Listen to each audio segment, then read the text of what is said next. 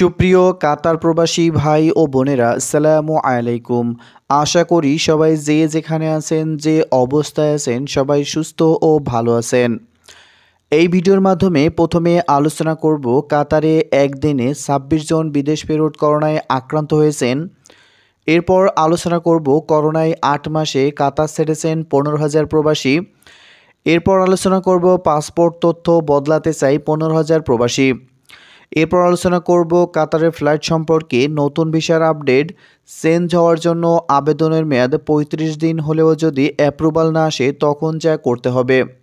কাতার exceptional রি-এন্ট্রি permit সম্পর্কেও আলোচনা করব। তাই ভিডিওটি শুরু থেকে শেষ পর্যন্ত দেখার অনুরোধ রইল। আর আপনি যদি আমাদের প্রবাসী নিউজ টিভি চ্যানেলের নতুন দর্শক হয়ে থাকেন তাহলে অবশ্যই কাতারের নিত্য নতুন আপডেট নিউজ পাওয়ার জন্য আমাদের চ্যানেলটিকে সাবস্ক্রাইব করে পাশে আসা বেল বাটনটি অন করে দিবেন। তো চলুন মূল আলোচনা শুরু করা যাক। প্রথমেই আলোচনা করব কাতারে একদিনে ২৬ জন বিদেশ ফেরত আক্রান্ত। কাতারে করোনা পরিস্থিতি পুরোপুরি নিয়ন্ত্রণে রয়েছে। আক্রান্তের সংখ্যা কমছে প্রায় প্রতিদিনই।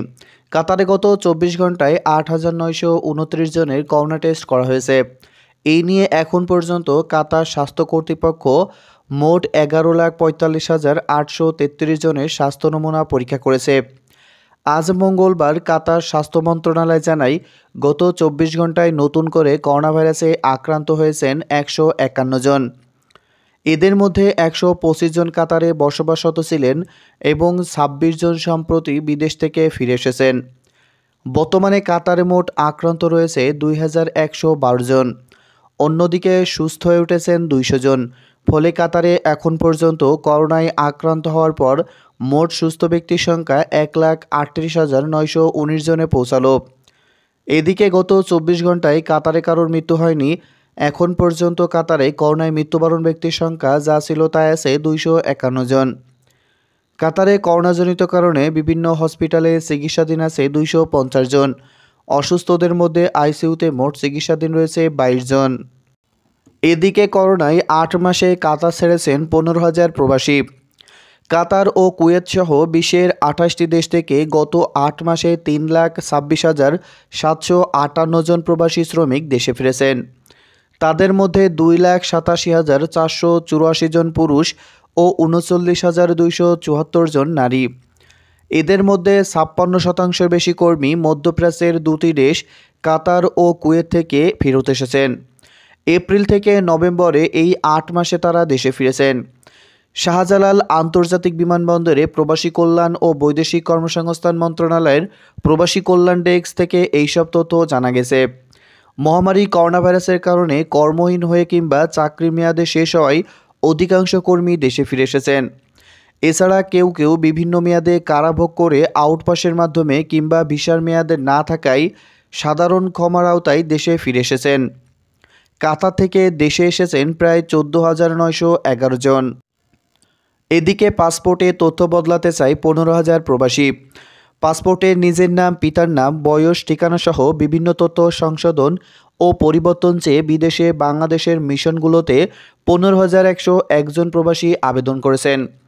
কেউ কেউ চান আংশিক পরিবর্তন, তবে অনেকেই তথ্যাদি আমূল বদলে ফেলতে চান। যেমন ১ থেকে ২০ বছর পর্যন্ত বয়স পরিবর্তনের আবেদনও রয়েছে। মালয়েশিয়া, ইটালি, সংযুক্ত আরব আমিরাত, সৌদি আরব, কাতার, ওমান, ফ্রান্স, জার্মানি ও যুক্তরাজ্য প্রবাসী বাংলাদেশিরা সাম্প্রতিককালে এই সব আবেদন করেন। আবেদনগুলো নিয়ে বিপাকে পড়েছে সরকার। স্বরাষ্ট্র, পররাষ্ট্র ও প্রবাসী কল্যাণ মন্ত্রণালয়ের কর্মকর্তারা নীতিগতভাবে প্রবাসীদের জন্য এইসব পাসপোর্টে তথ্য সংশোধন করে দেওয়ার পক্ষে। তবে তথ্যের আমূল পরিবর্তনে বিষয়টি ঝুঁকিপূর্ণ বলে মনে করছেন তারা। আপনারা অনেকেই জানতে চেয়েছেন যে বিমান কখন চালু হবে। জি, আপনারা সবাই অবগত আছেন যে বর্তমানে কিন্তু যারা রি-এন্ট্রি পারমিট পাচ্ছে তারা কিন্তু Biman Bangladesh airlines, US Bangla airlines, Qatar এয়ারওয়েজে করে কাতারে যেতে পারছেন। কিন্তু সেটা কিন্তু খুব অল্প পরিমাণে, সাধারণ যাত্রীদের জন্য নয়। আশা করা যায় আগের মতো আবার ফ্লাইট পরিচালিত হবে জানুয়ারির শেষের দিকে বা ফেব্রুয়ারিতে। এদিকে আপনারা অনেকেই জানতে চেয়েছেন যে ভাই নতুন ভিসা কবে চালু হবে। জি, আশা করা যায় কাতারের স্বাধীনতা দিবস শেষ হওয়ার পর এই মাসের শেষের দিকে বা জানুয়ারির প্রথম দিকে কাতার সরকার বাংলাদেশের জন্য নতুন ভিসা বা কিউভিসি ওপেন করবে। আপনারা অনেকেই জানতে চেয়েছেন যে ভাই আমাদের চেঞ্জ হওয়ার আবেদনের সময় ৩৫ দিন হয়েছে, কিন্তু আমাদের অ্যাপ্রুভালের মেসেজ এখনও আসেনি। আমরা কি আবার আবেদন করব নাকি করব না? না ভাই, আপনাদের যাদের সরকারি ছুটি ব্যতীত ৩৫ দিন হয়েছে আবেদনের সময়সীমা, তাদের আর আবেদন করতে হবে না। এমনিতেই আপনাদের অ্যাপ্রুভাল চলে আসবে। কাতারের স্বাধীনতা দিবসকে ঘিরে একটু সকল কার্যক্রম ধীর গতিতে সম্পন্ন হচ্ছে, তাই আশা করা যায় আপনাদের যাদের আবেদনের মেয়াদ ৩৫ দিন হয়ে গেছে তাদের অ্যাপ্রুভাল এই মাসের শেষের দিকে চলে আসবে। আশা করি বুঝতে পেরেছেন। এদিকে এক ভাই জানতে চেয়েছেন, ভাই আমি আমার মুদিরের কাছে ২৫০০ টাকা দিয়েছি, ১ মাস হয়ে গিয়েছে, এখন কল রিসিভ করতেছে না, আমার কাছে কোনো পেপার নাই, আইডি দিয়ে কি চেঞ্জ করা যাবে? আমাকে একটু জানাবেন ভাই। প্রথমেই বলবো, আপনি কি বর্তমানে বাংলাদেশে অবস্থান করতেছেন? যদি বাংলাদেশে অবস্থান করে থাকেন তাহলে কিন্তু আপনি বাংলাদেশে থেকে কোম্পানি চেঞ্জ করার জন্য অনলাইন আবেদন করতে পারবেন না। কারণ আপনি যদি কাতারে থাকতেন তাহলে আপনি কোম্পানি চেঞ্জ করার জন্য অনলাইন আবেদন করতে পারবেন।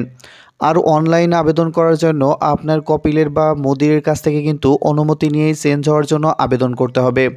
আর যদি আপনি আবেদনও করে থাকেন তাহলে কিন্তু আপনার মুদির যদি চাই তাহলে সেটা ক্যান্সেল করতে পারবে।